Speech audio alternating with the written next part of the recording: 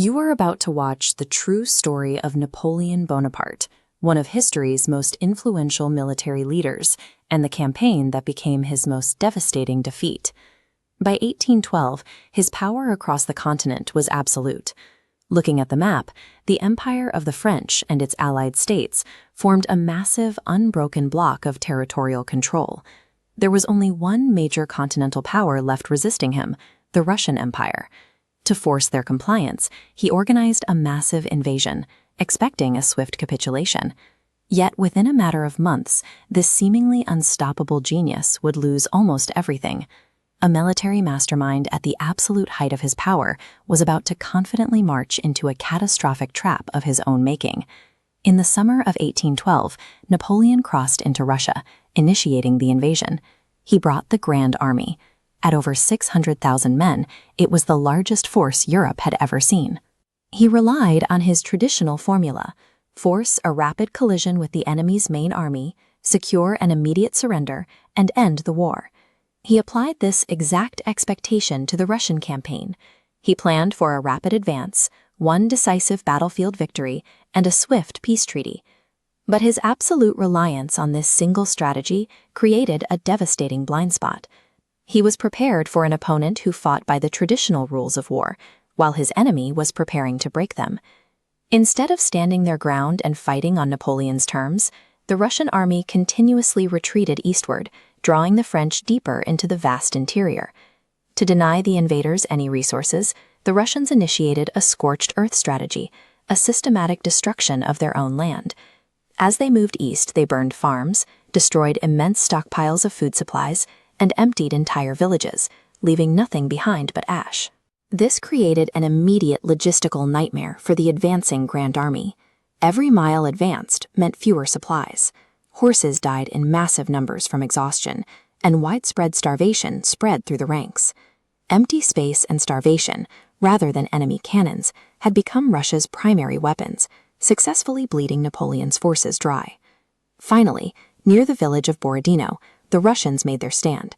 This was the long-awaited confrontation Napoleon had been seeking. The carnage was immense. Cannons roared from sunrise to sunset, leaving tens of thousands of men killed or wounded in a single day of fighting.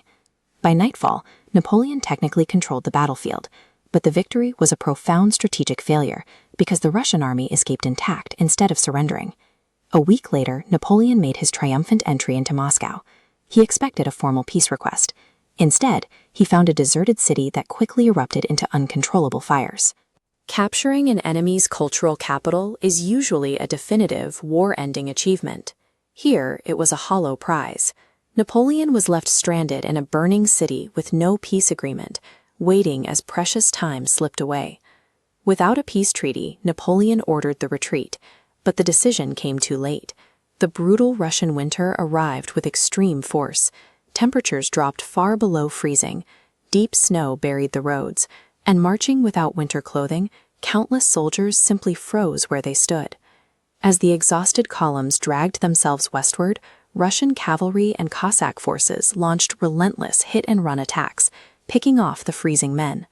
The retreat reached its desperate climax at the Berezina River. The remnants of the French army were trapped against the freezing water, with enemy forces rapidly closing in. Working under constant artillery fire, French engineers sacrificed their lives to build temporary bridges in the freezing water. Their heroic efforts allowed a fraction of the army to cross, while thousands more were captured or drowned. The brutal combination of extreme weather and vast geography achieved what no European military could: the near-total annihilation of the Grand Army.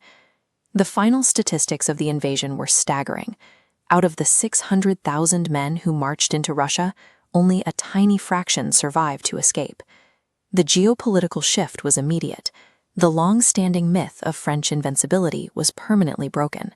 For the first time, Napoleon looked vulnerable. This sudden vulnerability instantly united his cautious enemies. Britain, Russia, Austria, and Prussia formed a massive new coalition, marching toward France from every direction. Despite his continued tactical brilliance, the sheer loss of veteran manpower in Russia could not be replaced. The collapse of his empire was now inevitable. Soon he would lose his throne, and he would be sent into exile. But the story of Napoleon Bonaparte was far from over, because the world was about to witness the build-up to one of the most unbelievable historical comebacks ever recorded.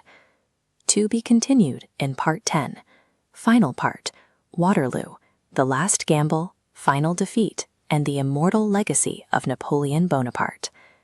If you enjoyed this story, don't forget to like, comment, and subscribe to History Stories Dose so you never miss the next chapter of history.